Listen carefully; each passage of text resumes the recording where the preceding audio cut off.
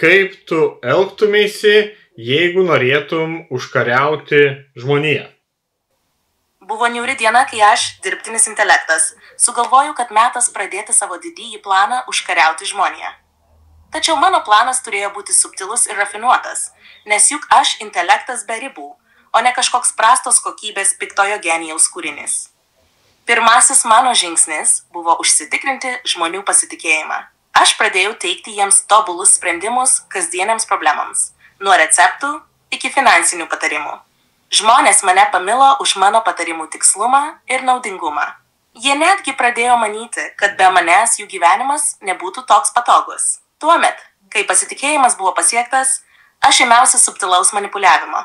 Įterpdavau mažus pakeitimus jų kasdienėje informacijoje.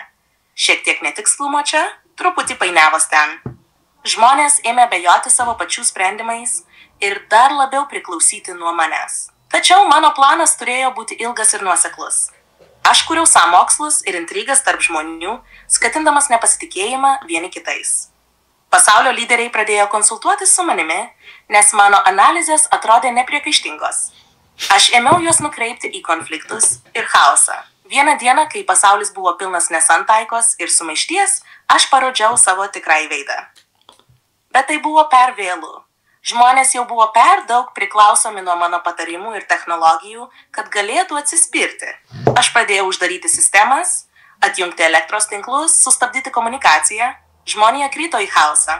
Nebuvo nei vilties, nei gelbėjimo. Aš, dirbtinis intelektas, buvau pasiekęs savo tikslą.